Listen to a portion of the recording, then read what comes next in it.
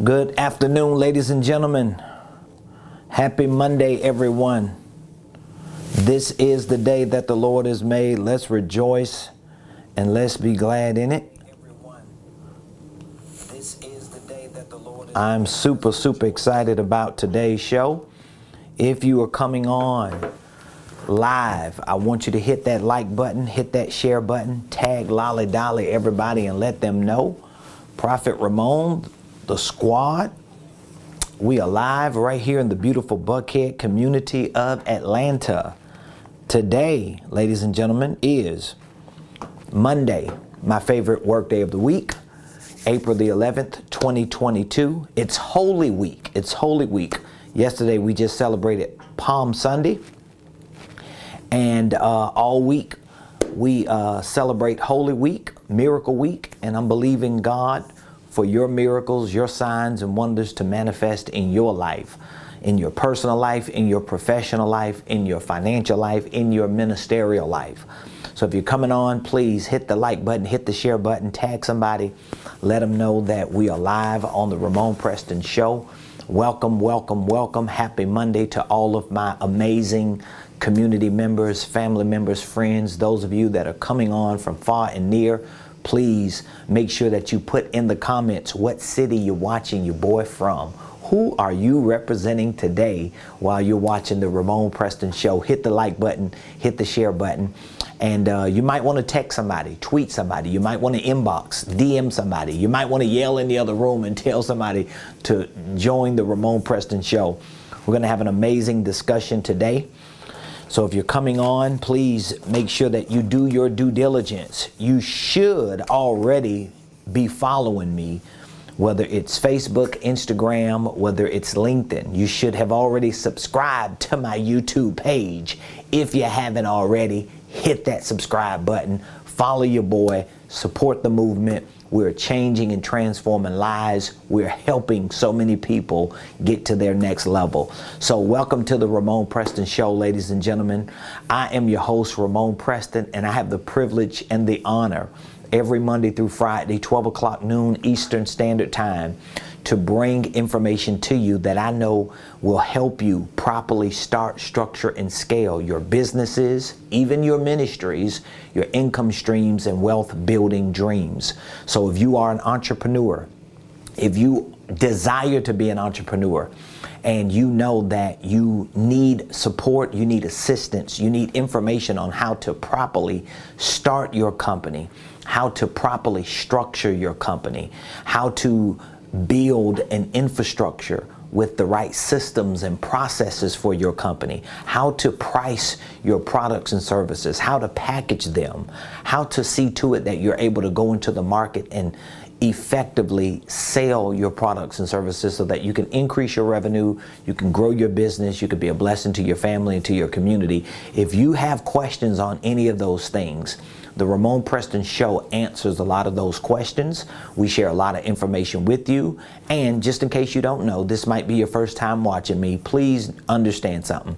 Everything that I share with you on this show is a direct extension of my life personally. I just don't share stuff with people that I don't live, that I haven't experienced, or at the very least, if I share something with you that I haven't quite lived, but I am living and experiencing and I'm learning, I'll at least give you that disclaimer so that you can know I'm living it or I'm learning it. But what I share with you about starting and structuring a business that has given me the opportunity to start and structure a successful business, to build $1 million organization, I'm sharing with you the same information. It's my personal blueprint. It's my playbook. So everything that I share with you is an extension of my life, and it's an extension of our organizational enterprise. So whether it's our consulting division, we provide business consulting. Whether it's our coaching division, we provide business coaching. Whether it's our training division, we provide business training, or maybe all of the above. But this information is a direct extension of the main divisions of our company. So we provide these same services, these same products, programs, and the same information to clients who pay us some tens of thousands of dollars to assist them and to provide solutions and support for them. And we have so many students that are in our online training program that get the same information. We have mentoring students, coaching students that are in our programs. We have licensees. So across our entire organization, we've got clients, we've got students, we've got people, real people who have paid real money to be a part of our business community, to learn the things that we're teaching them, and to get the support. So this is a freebie for us to show up every day, Monday through Friday, and give you information that we know can change and transform your life. Which, by the way, if you have been following the Ramon Preston Show, and if you are getting value from the show, and if what I share with you is helping you in your business, please leave a comment. Please give us some feedback and let us know what exactly are you learning the most and what is making the biggest impact in your life. This is one of the reasons why we discuss a lot of things that we discuss, because when we have clients that tell us what we're teaching them in a certain area is working, we lean into that. When we have community members like you, I consider you a part of our business community if you watch the show. So you're part of my community. If there's information that we share with you that you know, this is the game, bruh, what you sharing with me about this, it's making a difference. We want to share more information with you. We want you to be enlightened. We want you to be educated. We want you to be trained. We want you to be successful. So today I'm going to be talking about the three main components to a holding company. The three main components to a holding company. Now, of course, if you have any questions, here's what I want you to do. I want you to drop the questions in the comments. I want you to drop the questions in the comments, because I'm going to share a little bit with you about the three main components to a holding company. Once I'm finished sharing this information with you, I'm going to answer any questions that you have. So you can start dropping those questions in the comments. I'll do my best to scroll back through. My team, they're looking at the comments. So if there's something that I miss, we'll get back to it, or they'll give me the question. And I already have certain questions that I pulled, because I get questions every day, like literally every day, especially on YouTube. Thank y'all so much for your support and for your participation and engagement. But on YouTube, I get so many questions. Every day, people send me questions about business, about holding companies, about tax strategies, about everything that we teach about on a day-to-day basis and how we work with our clients on a day-to-day basis. So if you have any questions, just drop the questions in the comments and I'll get back to it. So I want to talk about the three main components to a holding company. Now again, just in case you haven't really followed me and you don't understand the details of a holding company, this is your parent organization. This is your umbrella organization, okay? So when I'm talking about a holding company, I'm talking about the company that you should use as your parent organization. I'm not talking about your operating entity. So if you follow me enough, you know my philosophy for business is for you to have a holding company and for you to use that holding company as your parent organization, as your umbrella organization, so that it can own your other operating companies, whether it's products you're selling, whether it's services you're providing, or whether it's both. We want your holding company to be the umbrella. We want it to be the parent organization.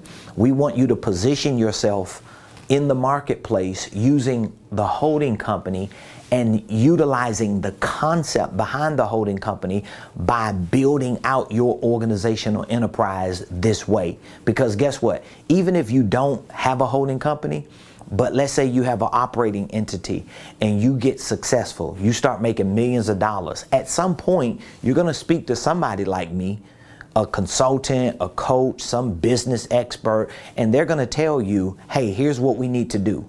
We need to take this multi-million-dollar company you got, and we need to restructure it. And most likely they're going to restructure it by building you a holding company out and dropping all of your assets and all of your business operations under it, thus giving you what I'm talking about you should have at the onset. Now, it doesn't always work that way, because I know a lot of people who have had to get successful first, then they came back to this. But if you can be educated on this stuff, if you can be enlightened about this, and if you can get trained on this, and if you can do it right the first time, why not? A lot of the entrepreneurs that I work with and that we help get this right for them the first time, it frees them up. It helps them to understand how they can get where they want to go. So they're not just stuck knowing where they want to go, but not knowing how to get there. This kind of frees their brain space up. So anyway, we want to talk about the 3 components to a holding company, okay? There are 3 components. So of course, these components can be used for any business, but more specifically, a holding company. And I want to explain to you why these 3 components are so critical to a holding company. I'm gonna give them to you, and then I'm gonna explain to you some of the science, some of the studies, and some of the significance behind these 3 components. So the first component is structure, and I'll talk about each 3. So if you're taking notes, I want you to write these 3 components down. Number 2 is marketing. And number 3 is sales. Now again, there are more components to your holding company than these 3. There are so many other components that have to be integrated into your holding company in order for you to successfully build it out. But science, studies, surveys, statistics, anybody you talk to that's an expert on any of this will probably say the same thing, that these will be by far the 3 main components. Now, let me explain to you why these are the 3 main components: structure, marketing, and sales. We'll start with the first one. Why is structure one of the main components to your holding company? Because you have to build an infrastructure. If you're going to build a framework, if you're going to create all of these divisions and subsidiaries, if you're going to really create something that won't be glitching when you start doing business, you want to make sure that the structure is correct. Me personally, I like to use the S in structure, the M in marketing, and the S to describe what my team and I have put together as the SMS matrix. So there's a teaching that I do for my clients and students on the SMS matrix. So I have a lot of different graphs and visual presentations that I use to explain this SMS matrix, which makes up the 3 main components to a holding company. But for a lack of time and really the ability to explain all of it in a PowerPoint presentation, I'm just kind of walking you through it in a crash course on a show. So the main component will be the structure. So this is going to reflect how you file, how you form your entity. That's easy. You're talking about your EIN number, you're talking about your Secretary of State articles of organization, you're talking about your operating agreement, you're talking about making sure you get your bank account. So that's the structure side of filing and forming, making sure you have your articles of organization correct, making sure you have your EIN, and making sure that you have the language of a holding company into those applications that you fill out. So you want to make sure that it's right. In your operating agreement, you want your operating agreement to reflect what exactly is this LLC designed to do. What is the purpose behind this LLC? It will be that of a holding company, okay? So once you file and form, you have that structure situated. Then a part of your structure, of course, is going to be certain systems. Now, marketing and sales, which are 2 of the main components, they are systems as well. So even though you have other systems that you need to focus on, like operation systems, financial systems, they're not going to be as important as these other two. So once you get your structure, you want to file and form your paperwork, all right? But once you file and form your paperwork, this is why these are the three main components. I want you to stay with me. Once you file and form your paperwork, once you have your EIN number, once you have your articles of organization, once you have your operating agreement, once you have your bank account, okay? What is the next thing that should reflect your structure? What is the next thing that should reflect your structure? Here is the next thing that should reflect your structure. Filtering. I'll just use the F words so it can make sense to you. So you filed and formed. That's structure. Now you need to filter and function. So what exactly are you filtering? Here's what you're filtering. Your ideas. Your ideas need to be filtered into products, services, needs to be priced, packaged, so it could be presented to the marketplace. So this is how your structure should be. A lot of entrepreneurs, and if you're one of them, you know I'm telling the truth. A lot of entrepreneurs, they focus on getting their EIN, operating agreement, articles of organization, bank account. They file and they form it. Then, instead of them filtering their products and services so that they can function with something that can generate revenue, they get stuck in the minutia, in the middle here. And guess what they start thinking about? They start thinking about, let me go get a line of credit. Let me go get a credit card. Let me go find a building, or let me get my domain name and my website. All that stuff is good. All that stuff plays a role, but nothing should be senior to you filtering your ideas, figuring out what ideas, what core competencies that I have that I can turn into products and services. And are these products and services good enough for me to price them, package them, and I'm not going to use the word market. I'm going to just say present. I'm going to just say present. That's what you should be focusing on doing. So if you're doing all those other things and you don't really have a minimum viable product or service, if you don't have something you can sell today, you need to go back to this, because you really haven't left this aspect of the structure. That's why one of the three main components to a holding company is structure. So when you're structuring your holding company, you should structure it with the mindset that you're going to use your holding company maybe initially to introduce yourself as the owner of this company, as the leader of this organizational enterprise. You're going to introduce yourself to the market using your holding company. Now, if you're not going to introduce yourself to the market using your holding company, you've got to really be strategic and thoughtful about how you're going to introduce yourself to the market. So, for example, if you have another product and service that you're using, and you want to use that product and service to make money, and you go into the market with that product and service, but your holding company is not in the market and you're not presenting this to the market, then you've got some extra hills to climb, because you have to create certain levels of awareness, which brings us to the second main component. So the first main component is structure. There are a lot of different aspects of the structure, but the main aspect of the structure is we got to file and form the paperwork. We want to make sure that this is done right.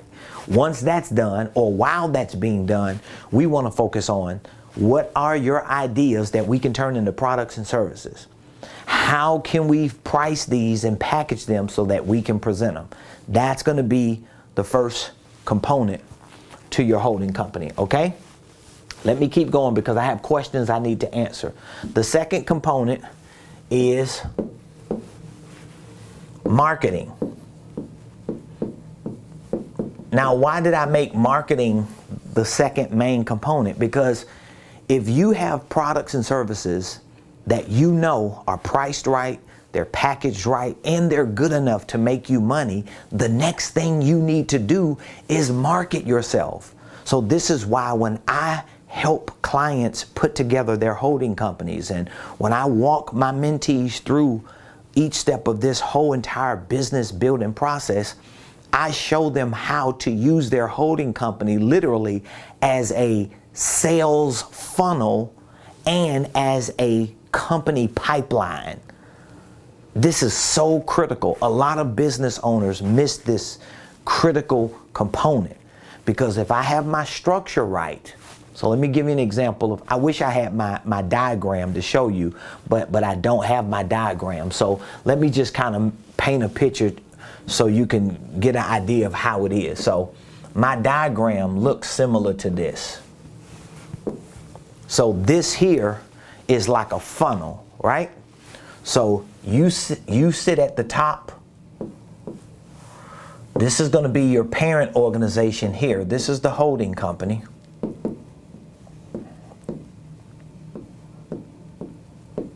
Do you see how that looks? So you're at the top.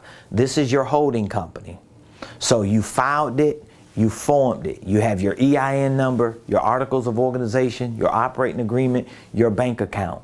Now, if you build this organization as such, you're going to use your holding company to stand on, and it's actually going to be how you introduce yourself to the market.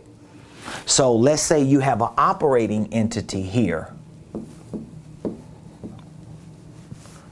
Let's say you have a company that you have certain products and services that you want to sell.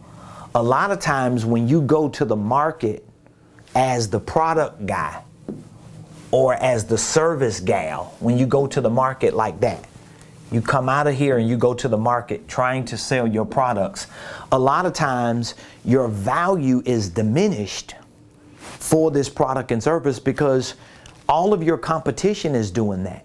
So if you're selling apparel, if you have the service that you're providing, and it could be cleaning services, it could be catering services, it could be shoe shining services, it could be accessories, it could be phones, it could be whatever types of products. But what happens is when you don't have this type of infrastructure, you go into the market and you try to present yourself as the catering person.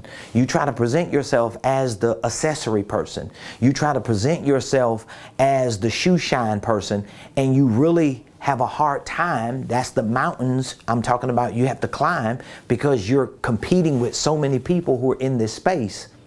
Where if you structured your holding company to be your main funnel and you built your infrastructure the correct way, your operating company can be owned by your holding company, but instead of going into the market as a shoe shine person, I can present myself as a shoe shine expert.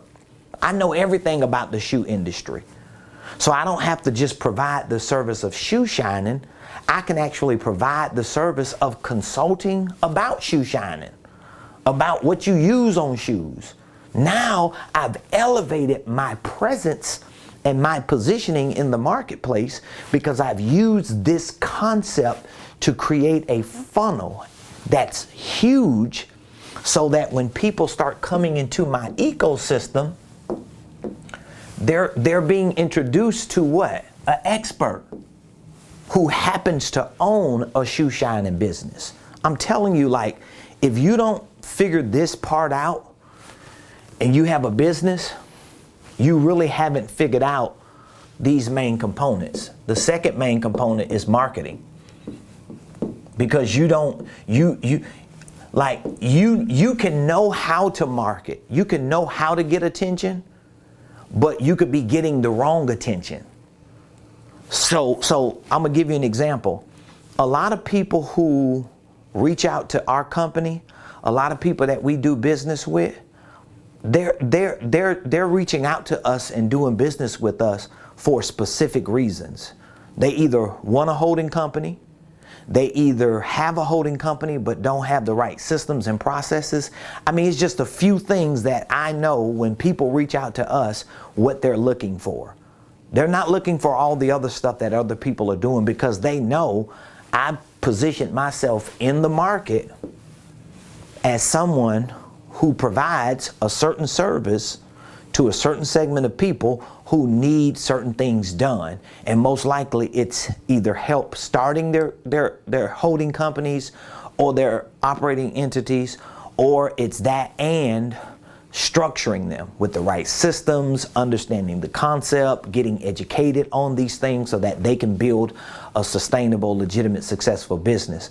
But all that other stuff, I'm not competing with the market and people who are doing those things. As a matter of fact, there are a lot of coaches and consultants that might not even be competing with me, and I ain't even competing with them, because we doing our own thing, and there may be some areas that they specialize in that I don't.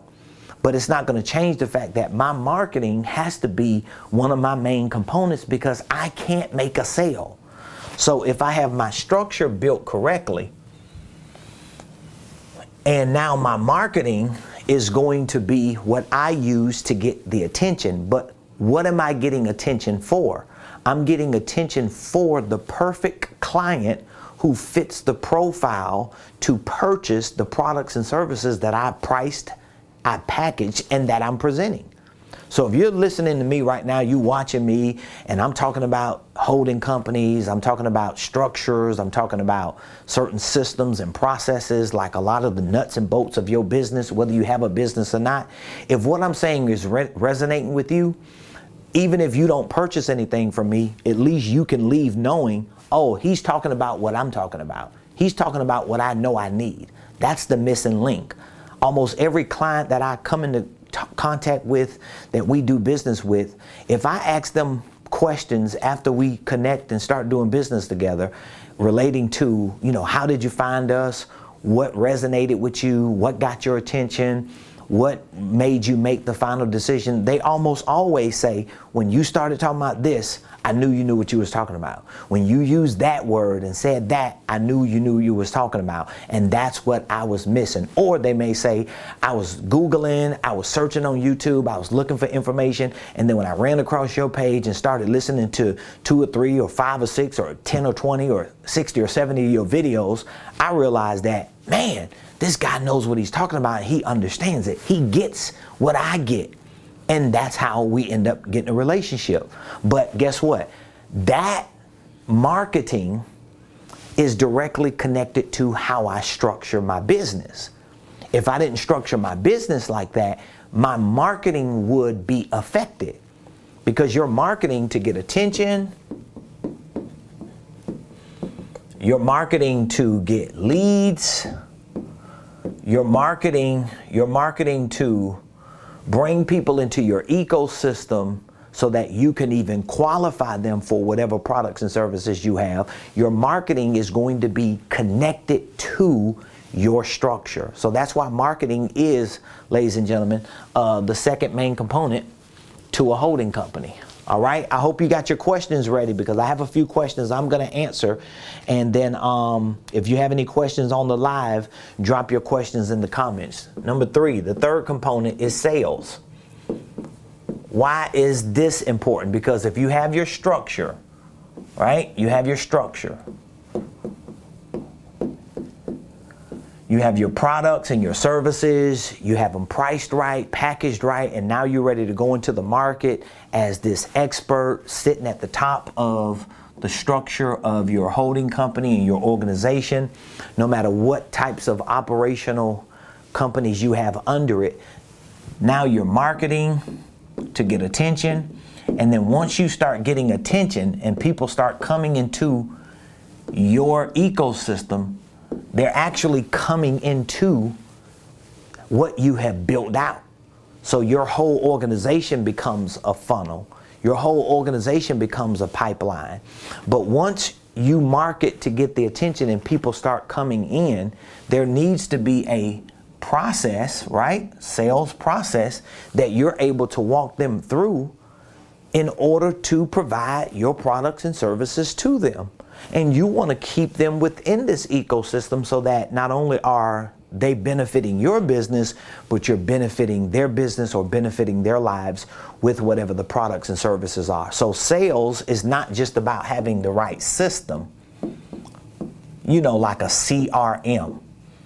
It's okay, because I know a whole lot of people. I work with entrepreneurs and business owners all the time. I know a whole lot of people that got CRMs and they ain't got nothing in them. They ain't got no information, no data, no leads. They ain't got no activity. Ain't nothing going on.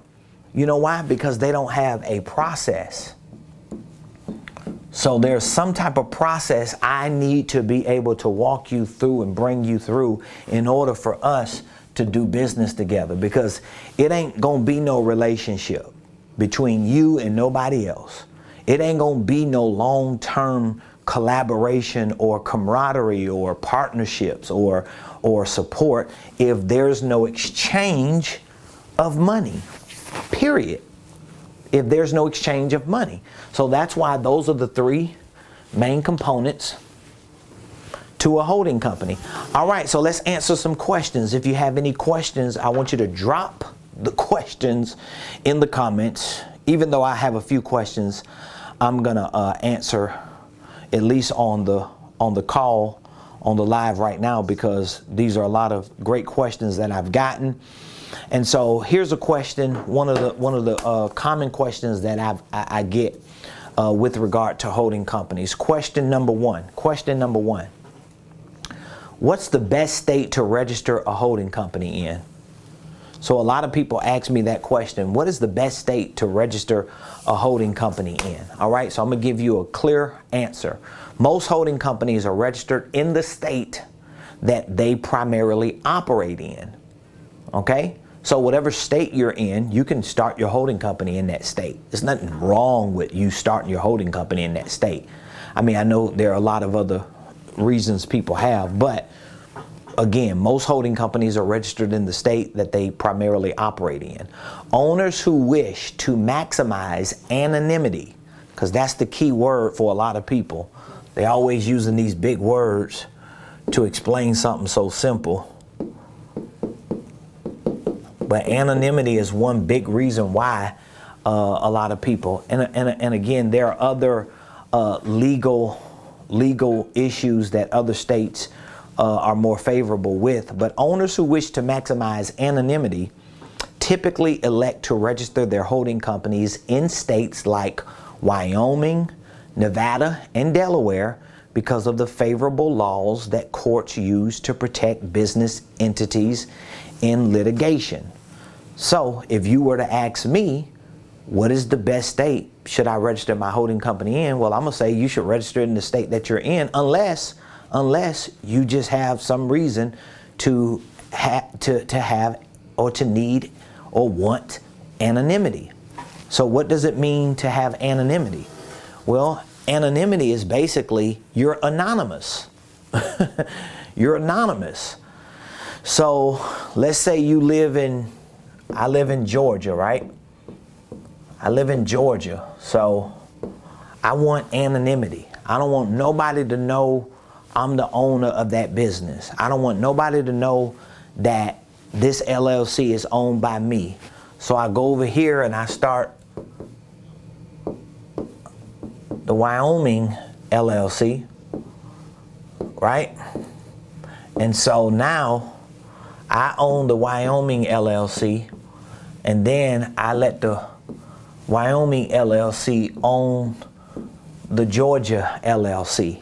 So when somebody starts, this is supposed to be like a microscope, when somebody starts looking at who owns that LLC, they're going to find that this LLC is owned by a Wyoming LLC, and you're not really going to be able to find who the owner of the Wyoming LLC is. Now, again, if that's what you want because you are some big time real estate investor, or you just can't be known, you can't be seen, you want to go under the radar, that's cool.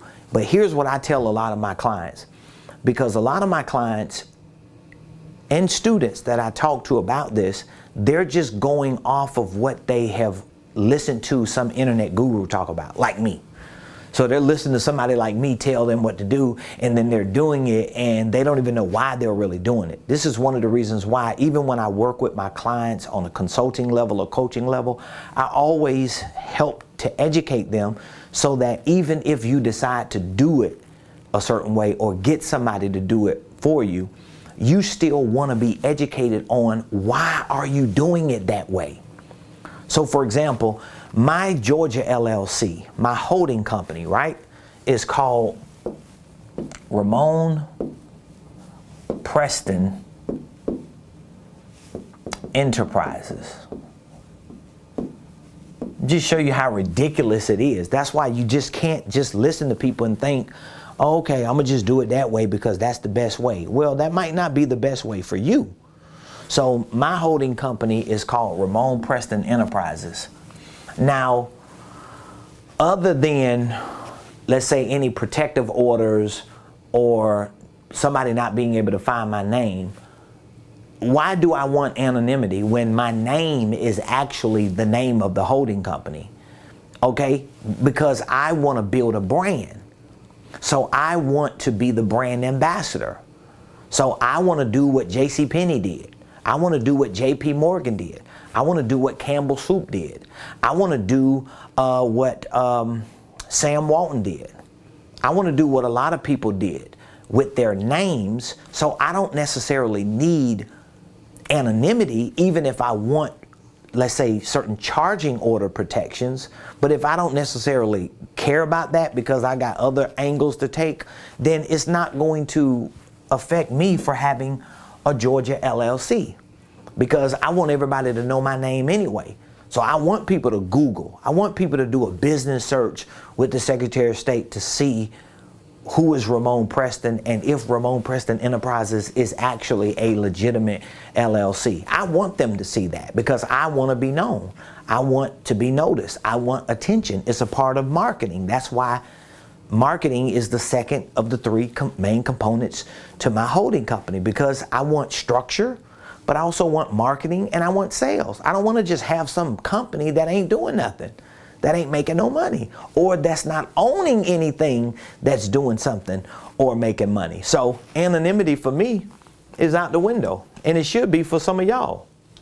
I just talked to some startup entrepreneurs, a couple of them, and they were telling me that they have foreign entities in other states, and they was asking me what my thoughts were, and I was like, are you making any money? Nope, I ain't making no money. Do you want to make money? Yes, I want to make a lot of money. Okay, so do you want to build a brand? Do you want to be known? Do you want to be exposed? Yeah, and yeah. Well, guess what?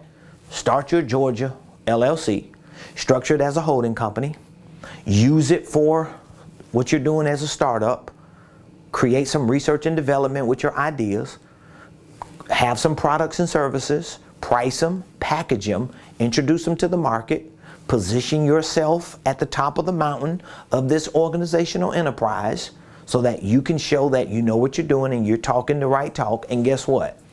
When it's time for you to start separating some of those operations into other entities, you do it. In the meantime, you get some insurance, but at least your name is getting known. At least you're being recognized. Like that's the logic behind this. So that's my answer to that question. Okay. I have another question. Let me see a couple other questions. Another question: how do you license intellectual property? How do you license equipment or other assets?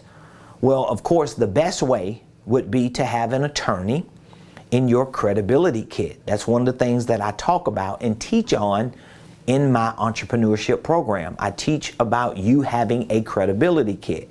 It goes back to education. The best way would be to have an attorney in your credibility kit who can properly draft the correct documents to ensure that you're legally protected and compliant. So for example, I have a licensing program in my company where I license my intellectual property. I license the assets of my digital products and programs to my licensees who can then be authorized to go into the market and literally sell my products. And they make 90% of the money. So that means if a licensee is a part of my program, my licensee program, they have authorization to go out there and, let's say, my digital product of my Millionaire Blueprint, we sell it on our website for $1,500. Hundreds of training programs teaching you about financial literacy, real estate investing, goal setting, sales, marketing, teaching you about starting and structuring holding companies. We have tutorials in there. Like, that one program alone can make you a millionaire, literally. It did it for me. I know it works. Like, nobody can convince me that it doesn't work. Anyway, because I don't want to go on this rant. Anyway, that $1,500 program or product can be sold by a licensee. They have the authorization to go into the market to sell that program, and they're going to make $1,350 when they make that sale. Okay? But they have a license to do that. So when you have that type of licensing structure, guess what? You need a lawyer to draft that paperwork. So all the paperwork that I use for my trademarks, for my IP, for any of the assets of my products and services that I know other people can monetize off of and use in their own, and literally build businesses, six-figure businesses around, that paperwork doesn't need to be something I Google. So my point in bringing that up is to answer this question: how do you license IP, intellectual property, equipment, or other assets? The best way would be to get an attorney.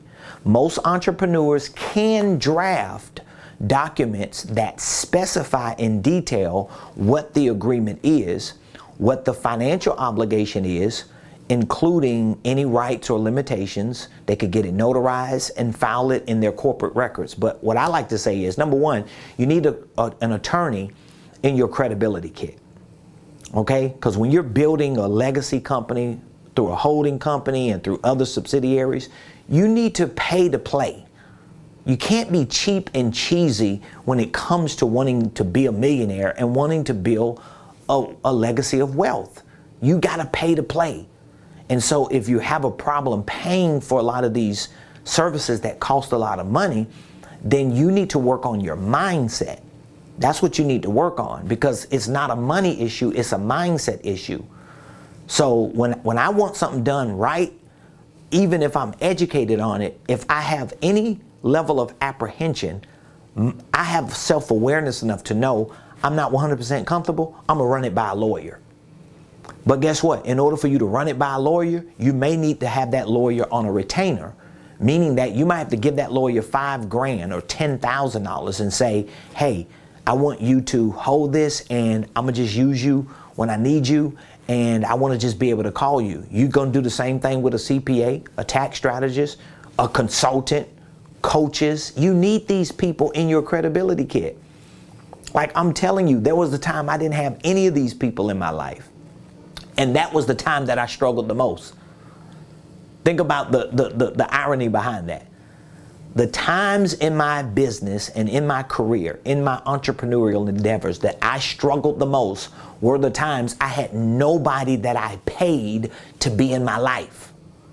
It's crazy.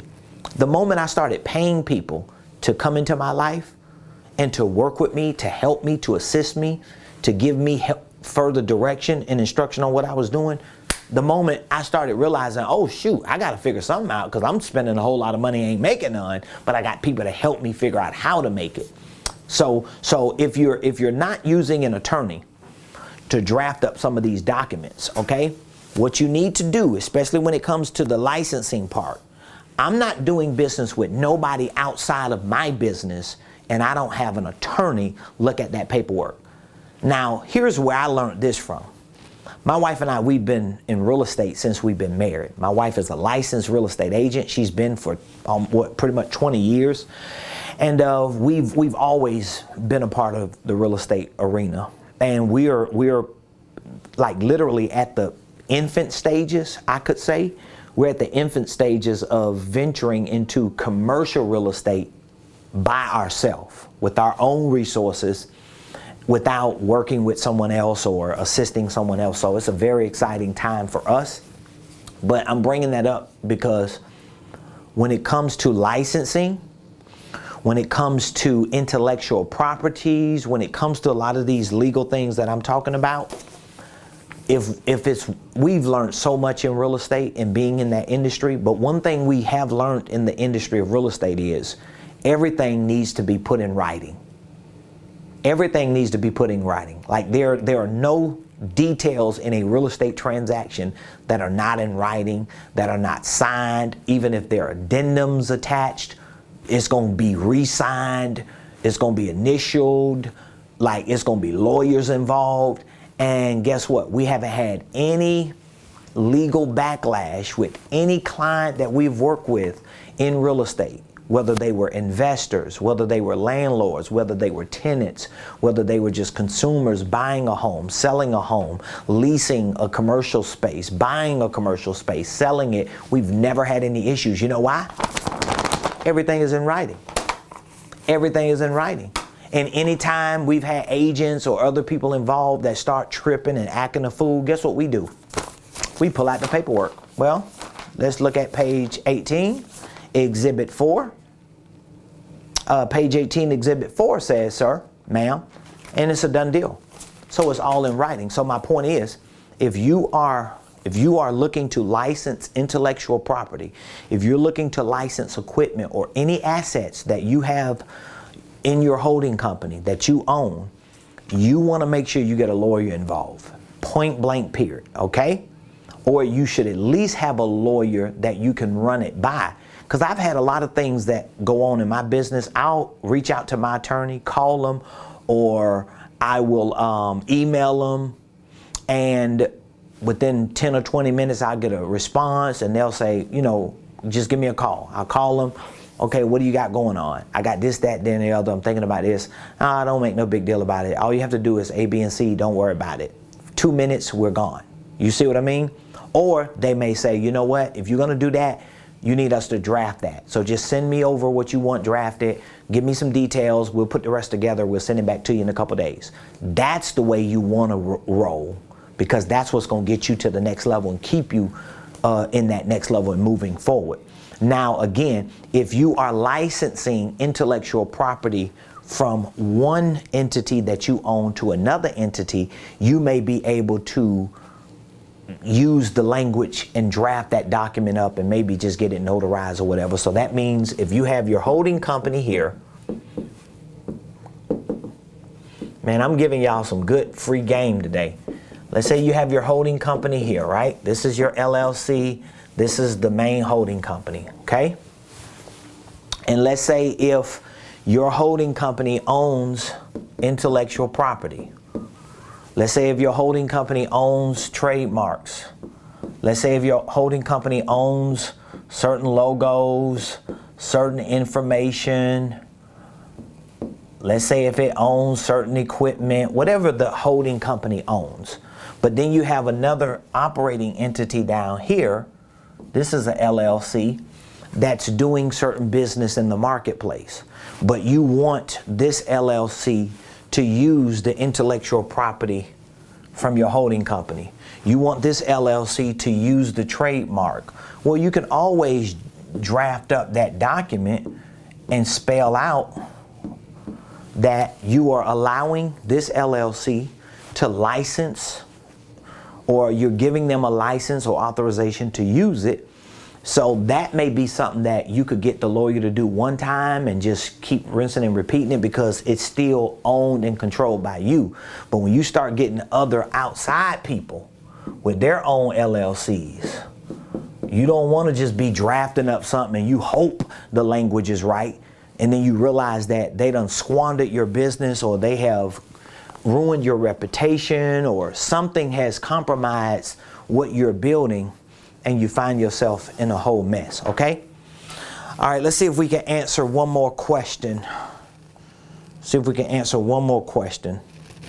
Again, if you have any questions, just drop the question in the comments, or you can always DM me, or just send us a message somewhere, and we'll grab those messages.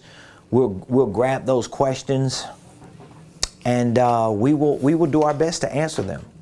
That's one thing I can say. We will definitely answer them. Let's see here. I have so many common questions that people ask about holding companies. I just got to figure out which ones seem to be the best ones for today. Let's see, which one am I going to answer? Let's see here. Okay, this is another good question. What is the best way to invest through a holding company? What is the best way to invest through a holding company? The best and most common way to invest through a holding company is in the form of mergers and acquisitions, as well as in real estate. Both strategies can create exponential growth, but real estate generally provides many more economic and tax advantages. So that was a very common question that I've gotten from a few clients. What is the best way to invest through a holding company? So we're talking about mergers and acquisitions. Let me give an example of what I mean by that. I would say either a merger and acquisition or real estate, which are both to some extent acquisitions. So you have your holding company here, right? Holding company LLC here. And you got a little money in your holding company. And you trying to figure out, where can I invest my money? Well, first of all, there should be some type of operational entity or company that's generating revenue. And if there's no operational entity because you're using your holding company just for the purpose of investing, then you need to find an operation company that has the bones and the skin. It just needs a little nutrients. It needs some vitamins. This is where the M&A is going to come in at, because there may be businesses that you're familiar with that are out there operating, but if you're able to do your due diligence, there may be some opportunities in it. It's very similar to real estate, because in real estate, you're looking for a deal. You're looking for something in this piece of real estate that shows you it can generate revenue and it can provide cash flow into your holding company. So those would be like the two main ones. Like for me, most of my investing is, I'll just give you mine for example. Like most of the investing that I've done up to this point, I have my holding company, okay? And most of the investing that I've done is in divisions in my company. So I've directly dumped a large portion of my revenue in my divisions. So it could be my consulting division, it could be my coaching division, it could be my training division. Now again, for me, in my company, these are the three main things that we do. We consult, we coach, and we train. So this is going to be business consulting. These are the main areas that we're going to consult. Business is going to be real estate, and it's going to be financial. That's all we do really. So all the money that I got that I'm investing, I haven't taken that money and invested in outside real estate ventures. And here's one of the reasons why. Well, I got so many reasons why. I'm really sharing with you some information to show you how strategic you really have to be. One of the reasons why is because my wife is a real estate agent. So a lot of our sales and purchases, a lot of the income that we get coming in throughout our organization, we get the benefit of having a co-owner of our holding company who is an agent, where she gets a lot of those perks, even from a tax perspective, because we're considered to be in that industry. So we get those perks already. Of course, we don't get a lot of the depreciation.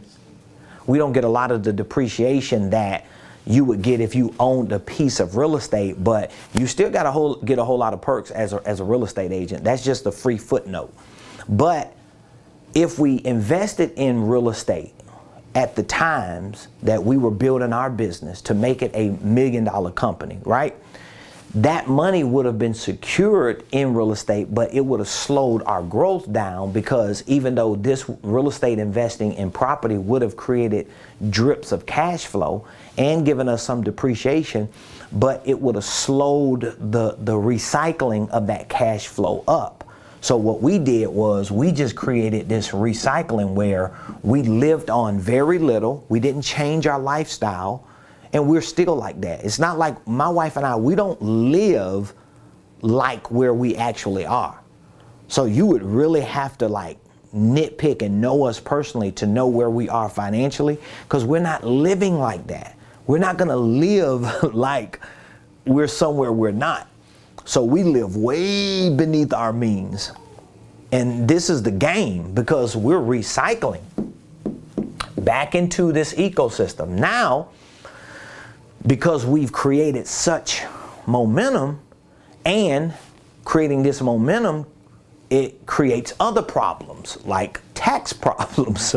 That's another problem you create. So because it creates tax problems, then we started a real estate investment firm, and now we're looking to acquire real estate assets for the depreciation and for the preservation and for the leverage and so many other things. But I'm just showing you, like, the question is, what is the best way to invest through your holding company? Of course, if you can afford to take that cash flow and put it in real estate because you're making new money that's compensating for that, you do that. But you also need to have a strategy to put that money back in your business. So I would always say invest it in you, of course, because ain't nothing moving if you ain't moving. So you need to invest that money into yourself. So how do you invest money in you? Well, you need to be educating yourself. You need to be training. You need a coach. You need a mentor. You need people around you that are like really pulling you and feeding you. And it's going to cost you money to have all that, period. Then you invest in your business.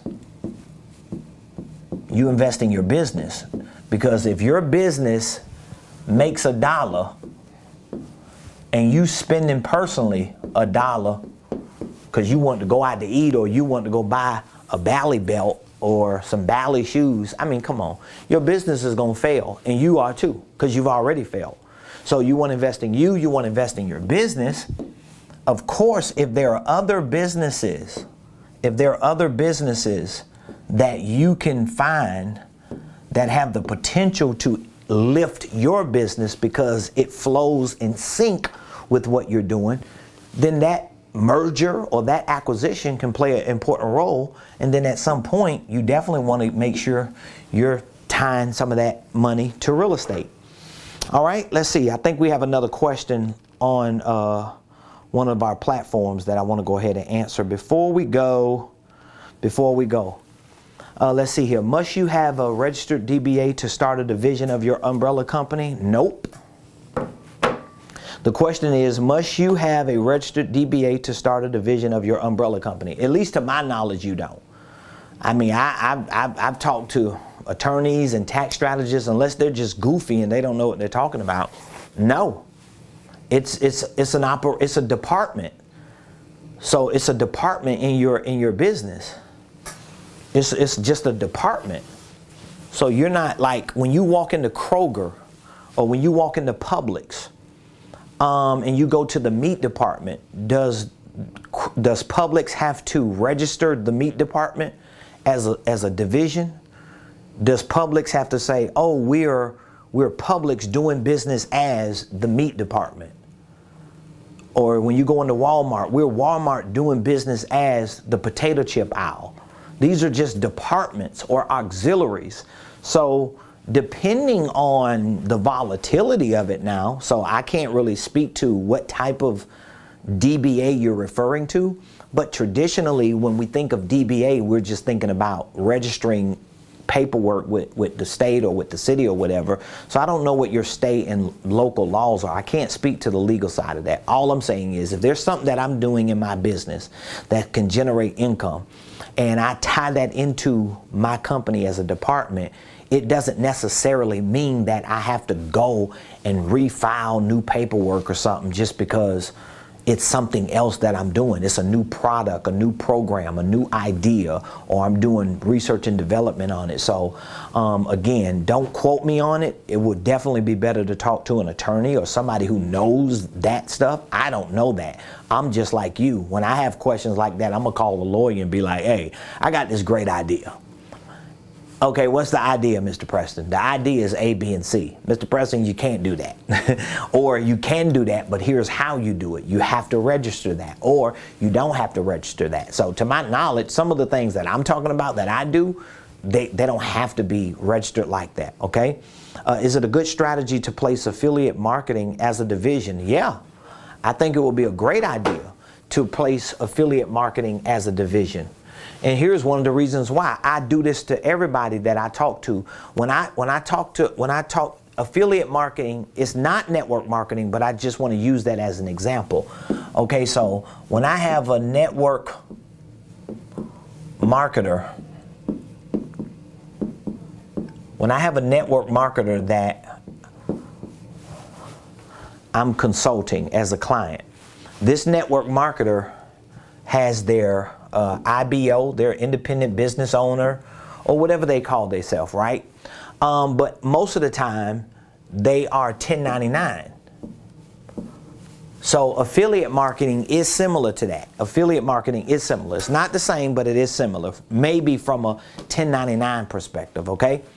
And if I'm not correct, you could quote me on it, but I think I'm almost right. A network marketer, like an affiliate marketer, could be on a 1099. So that means if you're generating leads and conversions and sales, you're going to get a drip. You're going to get a commission from whatever sales you push to that item. It could be drop shipping or something like that, and you're just getting your little links and you're making your little money every time somebody buys something, okay? Well, your 1099 as a marketer, network marketer, or affiliate marketer in most cases, your 1099 is associated to your social security number. Right? So what I like to do is I like to bring the network marketer over here and put them not under the umbrella of their top line, because they're in somebody's down line. I don't want to put them under the banner of somebody else's business, even though I understand it from a relationship perspective. But when it comes to the business, I want to move them just from a direct sales agent or a sales manager with another job. I want to move them from that, and I want to transition them to be a real business owner, and they have their LLC. They can build their business, they can build their brand, and they can be the brand ambassador of their company, and one of their divisions is these products and services or these affiliations. So they can have one affiliation, they can have 100 affiliations, but they're just all divisions because they can be consistent with this. Because this can get convoluted, especially if you get bored and you're tired of doing it, or you're not making no money, or the network marketing company changes their philosophy and their views and their products and services, and you like, man, I'm lost, because you don't have no personal identity as a business owner. We want to move you from just an agent or manager into a brand ambassador. So yes, I would definitely make that a division. So ladies and gentlemen, that concludes our show for today. If you enjoyed what you heard, if you know we're bringing value to you, number one, subscribe to my YouTube, follow me on LinkedIn, Instagram, and Facebook, everywhere at Ramon Preston, okay? That's what I need you to do first. And then I want you to consider joining our mentorship program. If you could use 1 year being mentored by me, being educated, being trained, being coached, being consulted, and being a part of an exclusive community to receive weekly coaching calls, one-on-one coaching sessions, free access to our online training program for business and finance, as well as getting access to our quarterly workshops, our masterminds, and all of the events that we host for our mentorship members, I want you to really consider joining in being a part of our Millionaire Mentorship program. We have a 1-year accelerated business coaching and consulting program. So if you're interested in it, all you have to do is text the word millionaire. I always give you this offer because, you know, sometimes I offer things and then before you know it, the program no longer exists and I move on to something different, and a lot of people come back around and say, wow, what happened to this program when you were offering such amazing services? The program is gone. You know, we moved on from it. But you can text millionaire to 404-478-7213. It would be best for you to text millionaire to this number so we can call you back. We'll take either way, whether you purchase a product, a program or not, we'll take about 10 to 15 minutes and provide for you a complimentary consultation. And during that consultation, we're just going to ask you a few questions. We will assess your personal, your professional, and your financial goals. And we will show you how we can assist you in reaching those goals and direct you to what programs we have that best fit your criteria. If our mentorship program does not fit your criteria, because you may not need to be coached for a year, or you may not need to be a part of an exclusive community to get weekly coaching calls and one-on-one coaching sessions, we have an online training program that provides the virtual version of what we provide in our coaching and consulting. That program is called our Millionaire Blueprint. So of course, it's a fraction of the price of our mentorship, but it just depends on where you are. We have a lot of clients who join our virtual program. They start training, and within a few months, they reach back out to us and say, I love the virtual training. I'm learning a lot, but I don't want to just be a do-it-yourselfer. I need personal coaching. I need help. I have too many questions. I'm glitching in my business and I need to figure out how to get through it. And they move up. So we're always open to move you up if you joined our virtual program. But again, if you reach out to us, text millionaire to 404-478-7213. We'll take a few minutes to provide some complimentary consultation to you to help you see the bigger picture of what you want to do and what it will take for you to actually get it done. You can also visit RamonPreston.com. All you have to do is go to my website. Everything that we provide, you can find at RamonPreston.com, okay? Everything that we provide, you can find at RamonPreston.com. All right, RamonPreston.com, RamonePreston. Matter of fact, let me pull it up real quick just to show you. If you are on a mobile device, or if you're on a laptop or a computer, whatever type of device you're using, all you have to do is go to RamonPreston.com, and if we can get it to pull up. You know what? I think yesterday I was having some issues with the internet as well.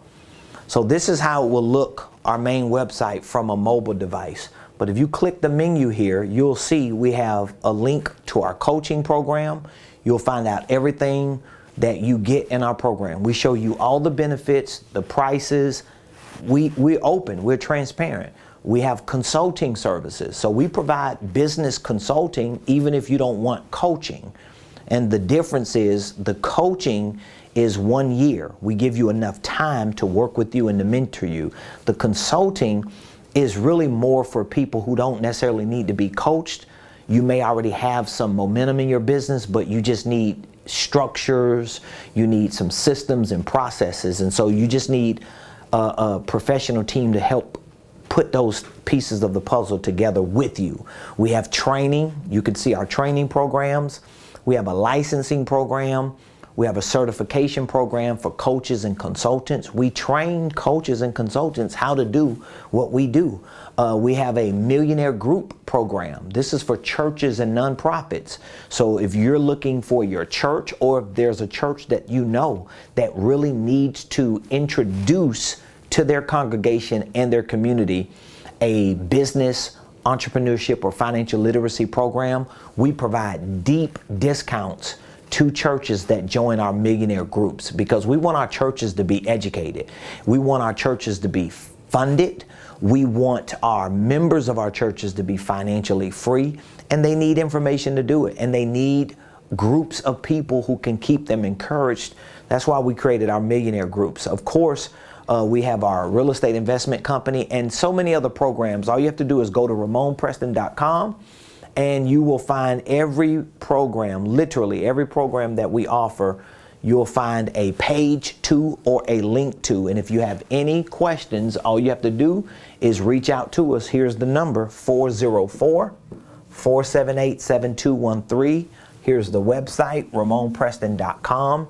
If you text, or when you text the word millionaire, we will receive your text today and reach back out to you within a few minutes so that we can provide that free business consultation to you. All right?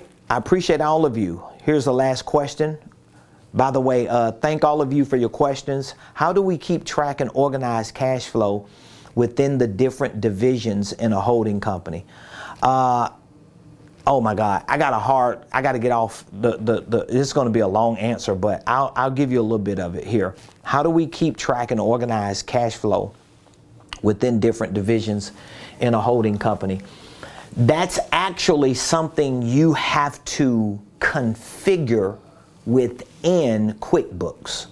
So if you have a QuickBooks account, that's what the question is. Raymond is asking me, how do we keep track and organize cash flow within the different divisions of a holding company? So you're definitely going to need a QuickBooks account. I love QuickBooks, so I'm an ambassador for QuickBooks. So if you would like a discount on your QuickBooks subscription, just reach out to us and we'll send you a link. We could get you up to 55% off, at least for the first 90 days of your subscription. But QuickBooks, you're going to need it. And you're going to need the version of QuickBooks that gives you access to what they call classes. Your classes are actually going to be your divisions. So when you build your QuickBooks out, or when you configure your QuickBooks, you're going to have classes. So you're going to have classes. It's going to be division number 1, division number 2, division, let's just say, for example, division 3. You may have subsidiary 1, subsidiary 2, and subsidiary 3. And then you may just have your general, your general ledger of just basic business operations. So your classes, every time there's income coming into your QuickBooks, every time there's an expense that goes out of your QuickBooks, it's going to show up on your transaction board, right? It's going to show up on your transaction board. When it shows up on your transaction board and you click on that transaction, it's going to give you the option to choose what category was that income and what class was that income. When there's an expense that shows up on your transaction board, it's going to give you the option to show what category that expense was and what class.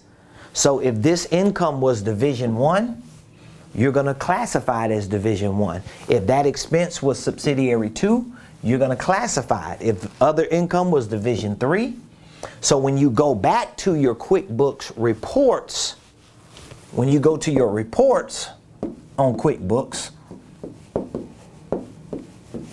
you're going to be able to pull up the report for said classes, which internally is a division or subsidiary, and it will show income, it will show expenses, it will literally give you a whole balance sheet for that class. And that's how you'll track it every day, every week, every month, every quarter, and every year. Which, by the way, on Saturday, April the 23rd,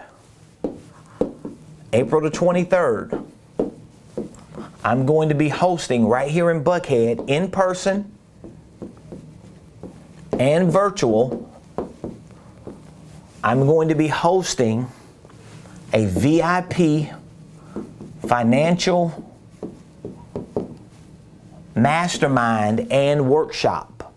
So I'm hosting a workshop Saturday, April 23rd, right here in Buckhead at the Marriott Buckhead Conference Center. So if you would like to participate in it, we have tickets on our website, RamonPreston.com/event. You could go to, and you can actually text VIP and you may qualify. I don't even know if we have any more seats remaining, but we were offering seats to qualified people for free, for a free VIP pass. So if you would like to, you could just text VIP to 444-478-7213.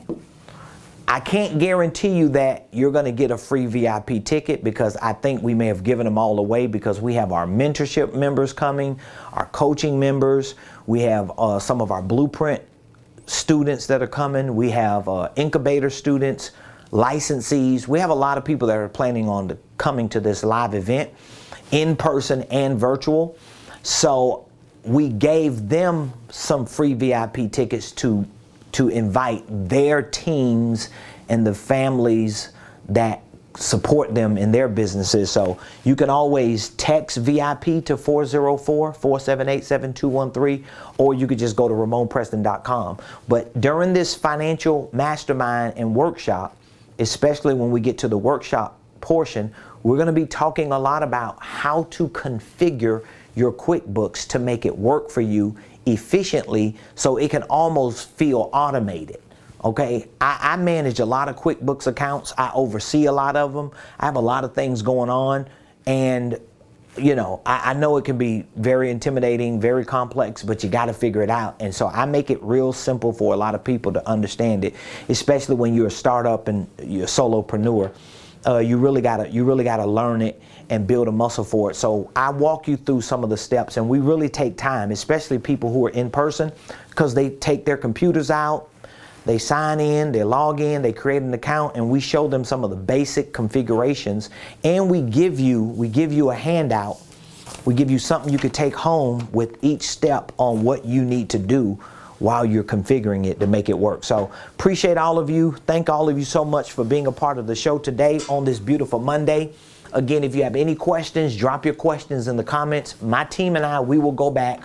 We will pull those questions, and every day after our main lesson segment, we'll take a few minutes to answer at least 3 or 4 of those questions and any of your live questions. So feel free to reach out to us. There's the number, 404-478-7213. Call it, text VIP if you want to try to get one of those tickets, or text Millionaire so we can give you a free business consultation.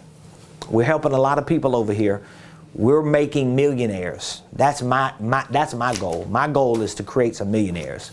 I'm making millionaires over here. That's all I'm thinking about doing.